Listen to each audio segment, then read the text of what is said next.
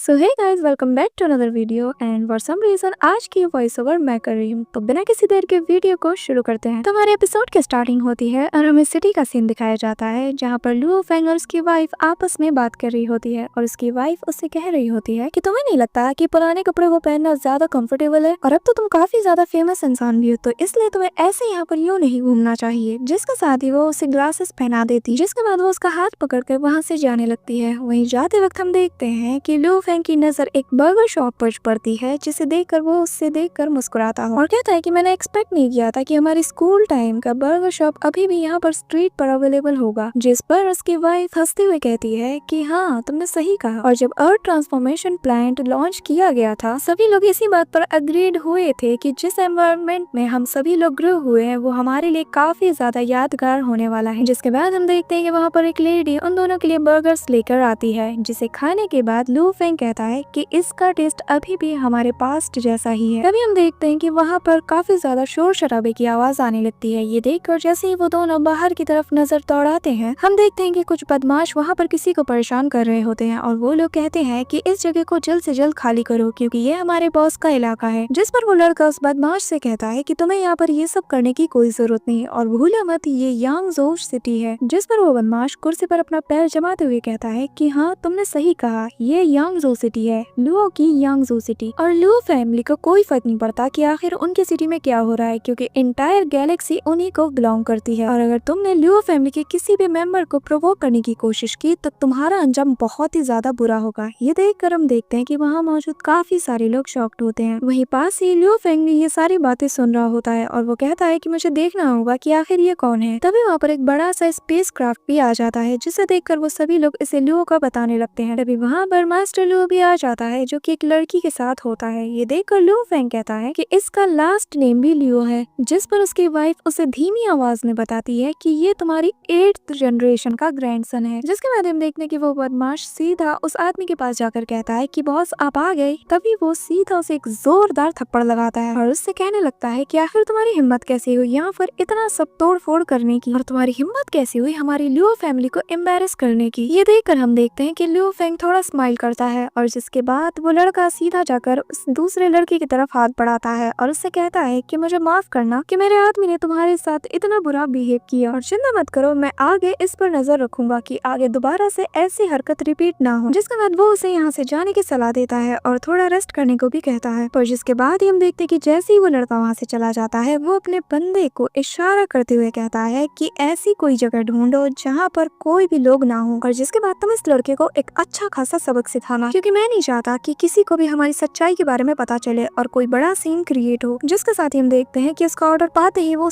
आदमी उस लड़के को फॉलो करते हुए निकल जाता है। पर जैसे ही वो राहत की सांस लेता है, हम देखते हैं एक पावरफुल फोर्स उसे हिट होती है और वो कहने लगता है कि आखिर तुम कौन हो, क्या तुम नहीं जानते कि मैं कौन हूँ? मैं लुओ फैमिली से हूँ। जिस पर हम देखते हैं कि लुओ फेंग आगे बढ़ते हुए कहता है कि हाँ, तो तुम जानते हो कि तुम लुओ फैमिली से हो। जिस पर वो लड़का कहता है कि तुम्हें पता है ना कि लुओ फैमिली से उलझने का अंजाम कितना ज्यादा बुरा होने वाला है। तुम यहाँ पर अभी अर्थ पर हो और ये बहुत ही ज्यादा क्रूअल प्लेस है, तो ये तो बिल्कुल ही मत सोचना कि तुम यहाँ से बचकर निकल सकते हो। जिस पर लुओ फेंग उस पर प्रेशर बढ़ाते हुए कहता है कि हाँ, ये अर्थ है और मैं देखना चाहता हूँ कि आखिर तुम फैमिली का हेड बनने के लिए कैसा प्लान रखते हो। और जिसके साथ ही जैसे ही वो अपने ग्लासेस उतारता है, हम देखते हैं कि वो लड़का और वहाँ मौजूद सभी लोग लुओ फेंग को देखकर काफी ज्यादा शॉक्ड हो जाते हैं। और जिसके साथ ही वो अपना प्रेशर उससे रिलीज करते हुए कहता है कि चुपचाप घर वापस जाओ। जिसके बाद सीन शिफ्ट होता है और हमें दिखाया जाता है कि लुओ फेंग की वाइफ उसे एक ऐसी जगह पर ले आती है जहाँ पर उसके जनरेशन का 11वां ग्रैंडसन मौजूद होता है और वो वहाँ पर दिखाते हुए उसे कहती है कि यहाँ पर 2000 से भी ज्यादा फैमिली मेंबर्स इस वक्त रहते हैं। तभी यहाँ पर 2 लड़कियां आती हैं, जिनमें से एक लुओ फेंग की तरफ इशारा करते हुए कहती है कि ये हमारे फैमिली के हेड हैं। जिस पर वो दूसरी लड़की काफी ज्यादा शॉकिंग रिएक्शन देते हुए कहती है कि मैंने आज से पहले किसी भी पर्सन को नहीं देखा। इसी दौरान हम देखते हैं कि लुओ फेंग के स्टूडेंट्स भी वहाँ पर आ जाते हैं, जो वहाँ पर उसे ग्रीट करते हुए उसका वहाँ पर वेलकम करते हैं। जिस पर लुओ फेंग उसे उठाते हुए कहता है कि देखो, तुम्हें मेरे सामने इतना ज्यादा पोलाइट बनने की कोई जरूरत नहीं, क्योंकि आफ्टर ऑल तुम सभी लोग मेरे फैमिली का ही एक हिस्सा हो। जिस पर हम देखते हैं कि वहाँ मौजूद सभी लोग उसके आने पर बहुत ज्यादा खुश हो जाते हैं। तभी उसके पास खड़ा आदमी उसे बताता है कि पिंपिंग ने इन कुछ सालों में हमारी कंपनी को काफी ज्यादा बेनिफिट्स पहुँचाया है। जिस पर पास खड़ा अंकल कहता है कि हाँ, हमारा फ्यूचर इसकी वजह से काफी ज्यादा लिमिटलेस है। जिस पर वो कहता है कि तारीफ के लिए शुक्रिया अंकल, पर मैं अब 100 साल से भी ज्यादा ओल्ड हूँ, तो इसीलिए क्या अब आप प्लीज मुझे पिंग पिंग कहकर बुलाना बंद करेंगे। हम देखते हैं कि ये सब देखकर उसकी वाइफ काफी ज्यादा हंसती है। तभी वहाँ पर श्याओ हाई आ जाता है और आकर लिऊ फेंग की आंखों पर अपना हाथ रख लेता है और उसे देखकर लिऊ फेंग उसे गले लगाते हुए कहता है कि काफी सालों बाद मिल रहे हैं, कैसे हो तुम। जिस पर उसका बेटा बताता है कि हाँ मैं ठीक हूँ। जिस पर लिऊ फेंग बताता है कि मैंने तुम्हारी माँ से सुना है कि तुम अभी भी आउटसाइड वर्ल्ड में काफी ज्यादा एक्सपीरियंस गेन कर रहे हैं। जिस पर वो कहता है कि आखिर कैसे, मैंने तो मम्मा से कहा था कि वो आपको इस बारे में कुछ भी ना बताए और मैं तो आपको सरप्राइज देना चाहता था, पर ये क्या, आपने तो मुझे यहाँ पर आकर सरप्राइज कर दिया, ये तो काफी ज्यादा गलत बात हुई। हम देखते हैं कि उसकी बातें सुनकर वहाँ मौजूद सभी लोग काफी ज्यादा हंसने लगते हैं और वहाँ का एटमॉस्फेयर काफी ज्यादा पीसफुल और जॉयफुल होता है और सभी लोग काफी ज्यादा एंजॉय कर रहे थे। तभी हम देखते हैं कि वहाँ पर उसका दूसरा बेटा दौड़ते हुए आता है और हवा की तरफ देखने लगता है, जिसे देखकर वहाँ मौजूद सभी लोग भी आसमान की तरफ देखते हैं, जहाँ पर हम देखते हैं कि लुओ फेंग के मदर और फादर वहाँ पर आ रहे होते हैं और उसके फादर ने उसकी मदर को गोद में उठाया होता है, पर जैसे ही वो जमीन पर लैंड करते हैं उसके हाथों से उसकी वाइफ फिसल जाती है और जैसे ही वो जमीन पर गिरने वाली होती है हम देखते हैं कि लुओ फेंग सीधा जाकर अपनी माँ को पकड़ने ही वाला होता है। इसी दौरान उसका बेटा पीछे से कहता है कि ग्रैंडपा आपकी उम्र हो गई है और अब तो आप मेरे फादर की दी हुई रिसोर्सेज से कल्टीवेट करते हो, तो आपको इस उम्र में ये सब तो बिल्कुल नहीं करना चाहिए। फिर हम देखते हैं कि जैसे ही लुओ फेंग अपनी मदर को पकड़ने ही वाला होता है तभी उसका फादर उसकी मदर का हाथ पकड़ के उसके साथ डांस करने लगता है और उसे फिर प्यार से सीधा करके खड़ा कर देता है। ये देखकर लुओ फेंग जमीन पर गिर जाता है और फिर वो सीधा जाकर अपनी मदर को हक करता है और वो अपने बेटे से कहती है कि फेंग, मैंने तुम्हें काफी ज्यादा मिस किया, ऐसा कोई दिन नहीं रहा जब मैंने अपने बेटे को याद नहीं किया, क्या तुम्हें मेरी याद नहीं आई बोलो। जिस पर हम देखते हैं कि लुओ फेंग भी बहुत ज्यादा इमोशनल हो जाता है, पर तभी बीच में से उसका फादर पॉप अप करता है और कहने लगता है कि लुओ फेंग, तुम्हें पता है तुम्हारा फादर ना आजकल ऑनलाइन वर्चुअल गेम्स काफी ज्यादा खेलने लगा है और मेरी उस गेम में तो अपनी एक गैंग भी है और जिसके अंदर की मेरी एक बहुत बड़ी आर्मी भी है जिसको मैं जब चाहे कमांड कर सकता हूँ। और ये कहने के बाद वो काफी जोरों जोर से हंसने लगता है, पर तभी हम देखते हैं कि उसकी वाइफ उसका कान खींचते हुए कहती है कि जितने ज्यादा तुम बड़े होते जा रहे हो तुम उतने ज्यादा अंदर से बच्चे बनते जा रहे हो। जिसके बाद हम देखते हैं कि उन्हें ऐसा करता हुआ देखकर वहाँ मौजूद सभी लोग काफी ज्यादा हंसते हैं और उनका मजाक भी बनाते हैं। हम देखते हैं कि ये सारा नजारा देखकर लिऊ फेंग अपने मन में कहता है कि मैं हमेशा से ही अपनी फैमिली के लिए बिल्कुल ऐसा ही कंफर्टेबल सिचुएशन बनाना चाहता था जहाँ मेरी फैमिली को हर कंफर्टेबल सुविधाएं मिलती रहे और उन्हें कभी भी कोई भी परेशानी ना आए। जिसके बाद हमें लिऊ फेंग के दोस्त, उसके बेबे, उसके स्टूडेंट्स, उसके मदर फादर, इवन की पूरी इंटायर फैमिली को दिखाया जाता है, जहाँ पर काफी ज्यादा जॉयफुल मोमेंट्स वो लोग एंजॉय करते हैं। वो लोग आपस में ड्रिंक्स पीते हैं और काफी ज्यादा हंसी मजाक करते हैं। ये नजारा देखकर हम देखते हैं कि लिऊ फेंग को काफी ज्यादा सेटिस्फेक्शन फील होता है और वो अपने मन में आगे कहता है कि मुझे खुशी है कि मेरे एफर्ट्स आखिर किसी काम तो आए और मैं अपनी फैमिली को हमेशा से ऐसे ही खुश देखना चाहता था। जिसके साथ ही वो कह उठता है कि मुझे बहुत अच्छा लग रहा है। ये सुनकर उसकी वाइफ उस पर रिएक्शन देते हुए कहती है कि क्या,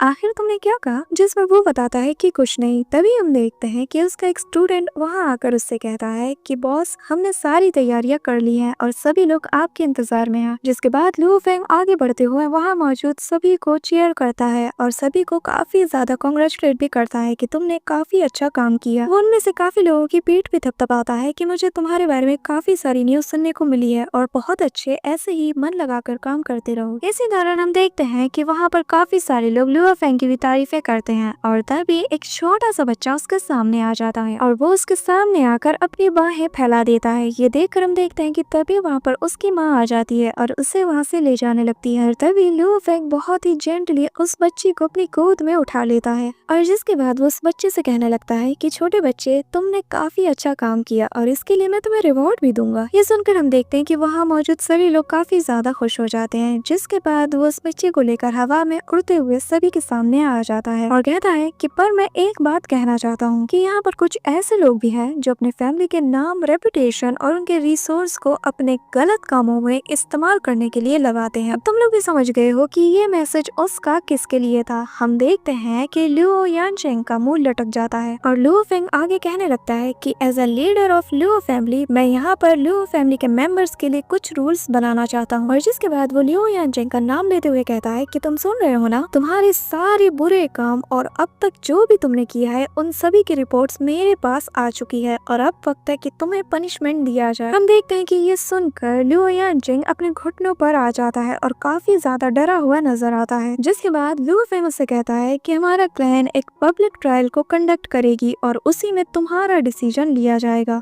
और फिलहाल के लिए तुम अपना डिनर एंजॉय कर सकते हो, क्योंकि उसके बाद तुम्हें तुम्हारा नोटिफिकेशन मिल जाएगा। जिस पर हम देखते हैं कि वो अपना सर झुकाकर रोते हुए कहता है कि हाँ मैं समझ गया और मुझे माफ कर दीजिए। और जिसके साथ ही हमें कुछ देर बाद का सीन दिखाया जाता है, जहाँ पर हम देखते हैं कि लियो फेंग अपने वाइन का जार ऊपर करते हुए कहता है कि डिनर को बिगिन किया जाए। जिसके बाद हम देखते हैं कि वहाँ मौजूद सभी लोग पार्टी को काफी ज्यादा एंजॉय करते हैं। इवन कि लियो फेंग अपने दोस्त, बेटे और अपने रिश्तेदारों के साथ वहाँ पर काफी ज्यादा एंजॉय करता है। तभी उसकी नजर अपनी वाइफ पर जाती है और उसके पास जाकर वो बैठ जाता है, जिसके बाद उसकी वाइफ उससे बताने लगती है कि मुझे नहीं लगता कि उसने कोई सीरियस क्राइम किया होगा और जब ये फाइनल वर्डिक्ट आएगा तो ये डिपेंड करेगा on a mineral planet for 3 to 10 years। जिस पर लियो फेंग कहता है कि पर मुझे उसका टेम्परमेंट बिल्कुल भी पसंद नहीं आया, जिस तरीके से वो लोगों को ट्रीट करता है और हमारे लियो फैमिली के रेपुटेशन को मिस यूज करता है, मुझे ये बिल्कुल भी पसंद नहीं। और मैं ये सिर्फ उसके लिए नहीं कर रहा हूँ, बल्कि उसे सजा देकर मैं बाकी को भी ये चेतावनी देना चाहता हूँ कि कोई भी अगर लियो फैमिली के नाम को मिसयूज करने की कोशिश करेगा तो उसे भी कड़ी से कड़ी सजा मिलेगी। जिस पर हम देखते हैं कि उसकी वाइफ अग्री करते हुए कहते हैं कि बाय द वे आज का डिनर काफी ज्यादा अच्छा था और अब जब डिनर हो गया है तो मैं तुम्हें कुछ दिखाना चाहती हूँ। जिसके बाद हम देखते हैं कि वो दोनों खड़े होकर स्टाइल से एक दूसरे का वाइन ग्लास शेयर करते हैं। जिसके बाद सीन शिफ्ट होता है और हमें स्पेस में ट्रेवल करते हुए उसी मिस्टीरियस से पावरफुल पर्सन को दिखाया जाता है, जिसके फोरहेड पे वो रेड जेम लगा होता है कि तुम्हें कॉस्मिक कोऑर्डिनेट्स को कवर अप करने के लिए स्पेस सीक्रेट्स को यूज करना चाहिए। और उसके ऐसा कहने के बाद ही हम देखते हैं कि वो एक अपनी पावर की ऑरा को रिलीज करता है, जिससे स्पेस में एक कंपन पैदा होती है। और जिसके साथ ही वो अपने साथियों से कहता है कि अगर हम वर्चुअल यूनिवर्स कंपनियों को कोई भी ट्रेस फाइंड करने नहीं देते, मैं बस उसी वक्त ट्रैक करने लगूंगा और इसीलिए अब मैं स्पेस के थ्रू ट्रेवल करना चाहता हूँ और ये काफी ज्यादा टाइम टेकिंग प्रोसेस है। ये कहते साथ ही हम देखते हैं कि वो अपना हाथ हवा में उठाता है और जिसके साथ ही स्पेस टाइम में क्रैक ओपन होता है और हमें हमारा यूनिवर्स दिखाया जाता है, जहाँ पर हम देखते हैं कि हमारे सन और सोलर सिस्टम को हमें दिखाया जाता है। जिसके साथ ही वहाँ पर उसका स्पेस क्राफ्ट दिखाया जाता है जो कि हमारे अर्थ की तरफ तेजी से मूव करता है। जिसके साथ ही सीन शिफ्ट होता है और हमें लियो फेंग और उसकी वाइफ को दिखाया जाता है, जहाँ पर उसकी वाइफ उसे वही ब्लैक स्टोन दिखाती है और उसे दिखाते हुए कहती है कि during the earth reshaping project ये चीज हमसे अनअर्थ रह गई थी और इसे देखने के बाद हमने इस पर एक एक्सपेरिमेंट कंडक्ट किया, जिसमें कि हमने इस पे सन के हाईएस्ट टेम्परेचर को भी डाला, पर हम हैरान थे ये देखकर कि इस पर उसका भी कोई भी इफेक्ट नहीं हुआ। और जिससे पता चलता है कि इसकी टफनेस एटलीस्ट F ग्रेड के लेवल की है। और एक्सकेवेशन के दौरान according to the unearth object ये क्रैक्ड मेटल प्लेट जिसके अंदर की एटलीस्ट 600 मिलियन ईयर्स की अंडरग्राउंड हिस्ट्री कैद है, पर मैं हैरान हूँ कि इसके अंदर कोई भी डीकेल के साइन नहीं है। जिस पर हम देखते हैं कि लियो फेंग उसे हाथ में लेते हुए उसे एग्जामिन करने लगता है और कहता है कि ये काफी ज्यादा लाइट टू टच है, ये बिल्कुल एक जेड की तरह है। जिसके बाद हमें भगवता को दिखाया जाता है, जहाँ पर वो कहती है कि मुझे हमारी तरफ एक स्ट्रेन सी एनर्जी आती हुई नजर आ रही है और मैं इसके बारे में कोई भी इंफॉर्मेशन डिटेक्ट नहीं कर पा रही। जिसके बाद लियो फेंग कहने लगता है कि भले ही इसमें कोई हिस्ट्री मौजूद हो या ना हो, या फिर मुझे ये लगता है कि शायद इसमें गोल्डन हॉर्न बीस्ट के इनहेरिटेंस मौजूद है और मैं चाहे जितना कोशिश कर लूँ मैं अपनी मेमोरी में इससे रिलेटेड कोई रेलेवेंट इन्फॉर्मेशन भी नहीं देख पा रहा हूँ। जिस पर उससे कहती है कि फेंग क्या तुम जानते हो कि आखिर ये भला हो क्या सकता है और आखिर ये चीज आई कैसे। जिसके बाद सीन शिफ्ट होता है और हमें उसी मिस्टीरियस से पावरफुल पर्सन को दिखाया जाता है, जहाँ पर वो अपने स्पेस क्राफ्ट में बैठकर अर्थ की तरफ तेजी से बढ़ता है और जहाँ पर उसे बताया जाता है कि कॉस्मिक कोऑर्डिनेट्स कंफर्म करती है कि हम लोग ऑलमोस्ट अपने डेस्टिनेशन पर पहुंच गए हैं और प्लीज टीम 13 अब एक्सप्लोरेशन प्लान को बिगिन करें। जिसके बाद हम कुछ लोगों को देखते हैं जहाँ पर वो लोग कहते हैं कि आखिर किस इमोर्टल ने हमें डायरेक्टली यहाँ पर सेंड किया है। हम देखते हैं कि हमें यहाँ पर ये लोग काफी ज्यादा घबराए हुए भी लग रहे होते हैं और काफी ज्यादा कंफ्यूज भी। और वो लोग ये सारे सवाल अपने लीडर से पूछ रहे होते हैं, जहाँ पर हम उसके लीडर को देखते हैं जो कि कहता है कि मैंने किसी भी इमॉर्टल गॉड को अभी तक हमारे किसी भी ऑर्गेनाइजेशन में नहीं देखा है, तो मुझे नहीं पता कि आखिर यहाँ पर ये सब क्यों हो रहा है। हम देखते हैं कि वहाँ पर सभी लोग काफी ज्यादा कंफ्यूज होते हैं, उन्हें समझ ही नहीं आ रहा होता है कि आखिर उनके साथ यहाँ पर क्या हो रहा है। और वहाँ मौजूद लोग लगातार अपने लीडर से सवाल जवाब कर रहे होते हैं, जिस पर उसका लीडर गुस्सा होते हुए उनसे कहता है कि अपनी बकवास बंद करो, मैं खुद भी नहीं जानता कि आखिर यहाँ पर क्या हो रहा है। और फिलहाल के लिए इतना याद रखो कि हमारा मिशन इस वक्त बस ये है कि हमें किसी न किसी तरीके से अर्थ पर अभी हिडन रहना है, क्योंकि इस वक्त हमारा मिशन बस यही है। इसी के साथ वो आगे कहते हुए कहने लगता है कि हमें जल्द से जल्द लुओ फेंग के बारे में इंफॉर्मेशन गैदर करना होगा, जिसके बाद वो सभी को भी इस बारे में ऑर्डर दे देता है। इसी के साथ सीन शिफ्ट होता है और हमें लुओ फेंग की वाइफ को दिखाया जाता है, जहाँ पर वो स्टडी करती है, और हमें बाकी लोगों को भी दिखाया जाता है। इसी दौरान वो लीडर भी कह रहा होता है कि हमें अर्थ पर ही छुपे रहकर हमारे मास्टर का जो बिग प्लान है उसे कॉर्पोरेट करने के लिए अपॉर्चुनिटीज को देखना होगा, और जैसे ही हमें सही मौका मिल जाएगा हम उन सभी को एक बार में जान से मार देंगे। इसी के साथ सीन शिफ्ट होता है और हमें लुओ फेंग को दिखाया जाता है, जहाँ पर उसके हाथ में वही मेटल प्लेट होता है और वो उसे अपने हाथों में लिए हुए सोच रहा होता है कि मुझे यकीन है कि इस मेटल प्लेट में कोई ना कोई हिस्ट्री जरूर मौजूद है। और जिसके साथ ही वो अपनी स्ट्रेंज टेलीकिनेसिस टेक्निक को भी यूज करता है, पर उसे इससे भी कोई रिजल्ट नहीं मिलता, और वो कहता है मेरी स्ट्रेंज टेलीकिनेसिस टेक्निक भी इस पर कोई काम नहीं कर रही, और देखने से बिल्कुल नहीं लग रहा कि ये मेटल प्लेट को जरा भी टच कर पा रही है। इंस्टेड ऑफ दैट ये डायरेक्टली इसके अंदर पेनिट्रेट कर रही है। जिसके साथ ही हमें लेयर्स दिखाए जाते हैं जो कि उसके ऑब्स्टिकल इनसाइड की होती है। ये चीज लुओ फेंग भी नोटिस कर लेता है, और जिसके साथ ही वो ये कहता है कि पर मुझे जानना है और देखना भी है कि आखिर इसके बॉटम में क्या है। और जिसके साथ ही वो अपनी दोबारा से उसी टेक्निक को यूज करता है और लेयर्स बाय लेयर्स उसे पाड़ते हुए अंदर तक चला जाता है। और काफी कोशिश करने के बाद हम देखते हैं कि वो फाइनली उसके बॉटम तक पहुंच जाता है, और जहाँ पर वो देखता है वहाँ पर हवा में काफी सारे क्रिएचर्स भी उड़ रहे होते हैं, और तभी एक जायंट बर्ड आकर उस पर अटैक करती है, जिसे देखकर वो उन्हें रोकने की काफी ज्यादा कोशिश करता है। पर इसी दौरान उसकी आँख खुल जाती है और कोई उसे पानी का ग्लास देता है, जहाँ पर हम देखते हैं कि वो काफी ज्यादा हाँ पी रहा होता है। इसी के साथ सीन फिर से शिफ्ट हो जाता है और हम देखते हैं कि वो खुद को गहराइयों में जाता हुआ पाता है, और जहाँ पर उसकी हालत काफी ज्यादा खराब हो जाती है। इसी के साथ उसे टाइम के अलग अलग क्लिप्स भी दिखाई जाती है, जहाँ पर वो खुद को ही अलग अलग सिचुएशन में पाता है, और जिसके साथ ही हम देखते हैं कि लुओ फेंग अब रियलिटी में आ जाता है। इसी दौरान एक पावरफुल फोर्स उसे जैसे हिट करने वाली होती है, वो वापस से उसी दुनिया में पहुंच जाता है, जहाँ पर वो खुद को कभी बच्चे के रूप में पाता है तो कभी अडल्ट के रूप में। जिसके साथ ही जैसे ही उसकी आँख खुलती है उसके सामने काफी सारे स्क्रिप्चर से बनी हुई एक सर्कल में वो खुद को पाता है, जिसके बाद वो देखता है कि वो यूनिवर्स के सेंटर में मौजूद है। और इतना ज्यादा सिर घुमा देने वाले वर्ल्ड में ट्रैवल करने के बाद हम देखते हैं कि वो वापस से इस बार सच में रियलिटी में ही आ जाता है, और जहाँ पर उसकी हालत काफी ज्यादा खराब हो जाती है। और फिर वो बाबता से पूछता है कि बाबता क्या तुम्हें ये वर्ड पता है। हम देखते हैं कि जैसे ही बाबता उसे देखती है वो उसे बताने लगती है कि मास्टर ये यूनशान ट्राइब की एक लैंग्वेज है, जिसके बाद वो उसके सामने आकर उसे और ज्यादा इन्फॉर्मेशन देते हुए कहती है कि यूनशान ट्राइब एक पावरफुल और मिस्टीरियस रेसेस में से एक है, जो कि रेयरली ही आउटसाइड वर्ल्ड से कांटेक्ट करती है। ये लोग बहुत ज्यादा रेयर होने के साथ ही